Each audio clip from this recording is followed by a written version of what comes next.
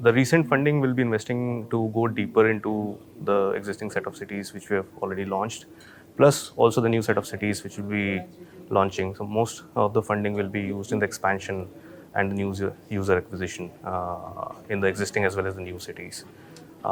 Yeah, so that's where we would be moving with, and also some part of it will be invested in building the technology over the new upgrade of the technology platform on our existing base. Won't be able to comment on the accuracy of the number so far. We got to know this number very recently, but yeah, the fact is that customers are loving us at this point of time. They're loving the service, they're loving the quality of the service and the accuracy of the service, and we'll continue to focus on that. And yeah, we've grown significantly since December to April. That's true. But the fact is, we'll continue to focus on our quality of service to make sure that our NPS are all-time high and to make sure that our user retention is all-time high.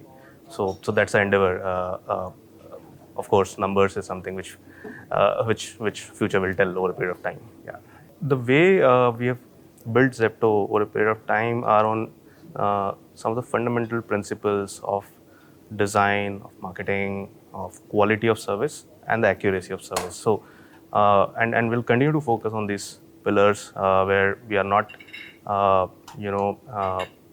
far away from the unit economics goals, but at the same time, the quality of the service continues to improve over a period of time for our customers. So, our focus for next 6 months to 1 year would be on expansion and sustaining and improving the user quality, the experience quality for the users, and also will be kind of getting into new categories such as cafe across our stores, where we'll be launching the hot beverages and food for the customers in Q-commerce space.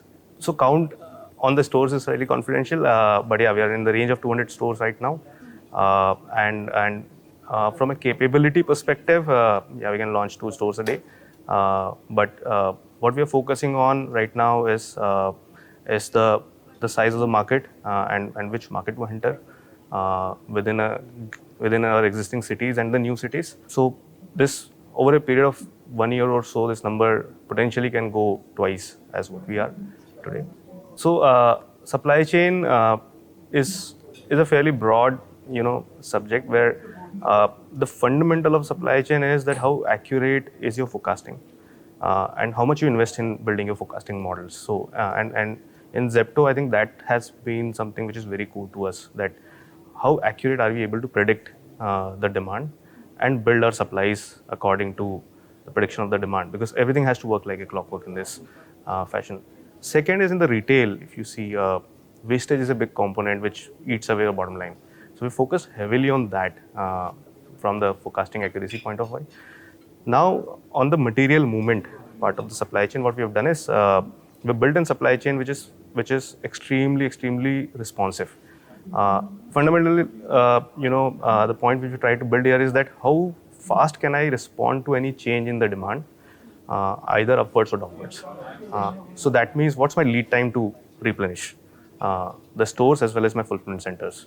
So that's what we've tried to kind of build, and these are some of the learnings I've carried over a period of time.